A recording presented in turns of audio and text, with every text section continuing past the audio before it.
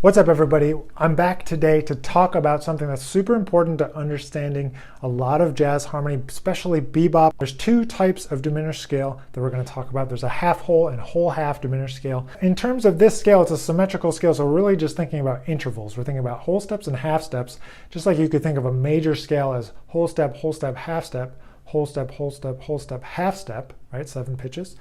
You can think of these symmetrical scales in the same way. A chromatic scale is also a symmetrical scale. It's just all half steps. So this is octatonic, meaning there's 8 notes instead of 7 notes. The major scale has 7 unique notes.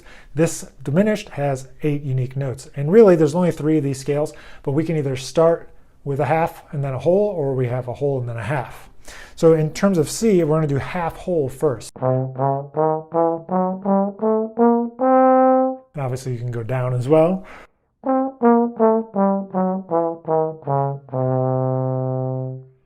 Then you can flip it around. Instead of starting with a half step from that same starting pitch, C, you can go whole step. And back down.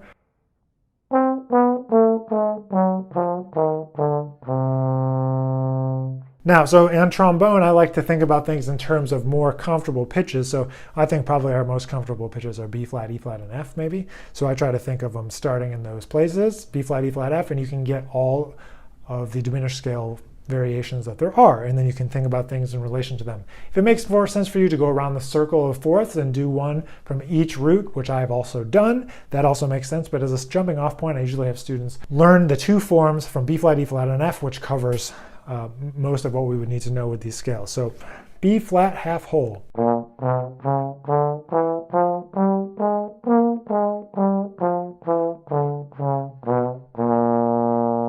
B flat whole half.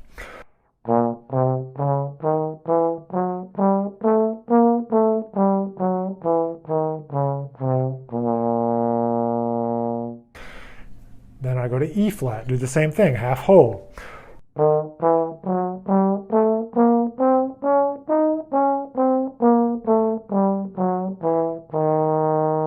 Then whole half.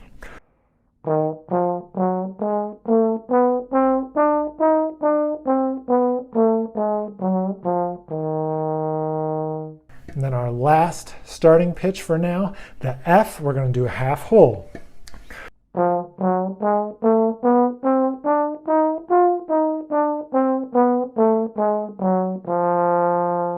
And we can also do a whole half.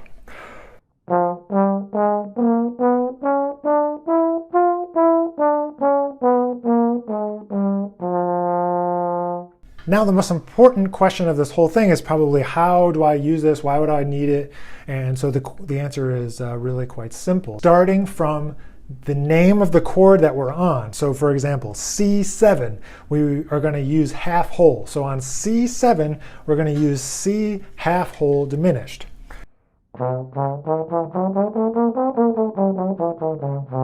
Starting on the root, then we get a half step to the flat 9. Then we get the sharp 9, E flat. Then we get the major 3rd, E natural. Then we get the sharp 11, or flat 5, F sharp. And then we get G, the 5th, 13, 7, and then we're back to the root. And that would resolve us maybe to F major. Now the other place that we would use that, so C whole half instead of half whole. I know it's a lot of the same words. It's a little confusing. It's important to remember this though. Whole half you want to use on a fully diminished chord. So if you have C fully diminished, it would also be E flat, F sharp, and A fully diminished. However, just as a starting point, if you see a fully diminished chord, you want to use whole half from the root. There's other ways to think about this, but sometimes it's easier just to go with the chord name, and then we go to that whole half or half whole. So on a dominant chord, you want to use half whole. On a fully diminished chord, you want to use whole half. And you'll know this because of whether or not you're hitting the right chord tones on the right beats. So if you play a fully diminished C, you want to land on those notes.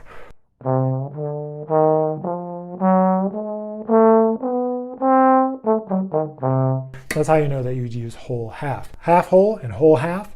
Half whole works from the root of a 5 chord, a dominant chord, and whole half works on starting from the root of a fully diminished chord. So happy practicing. Leave your questions down below. Grab the PDF down below. I know this is a confusing topic.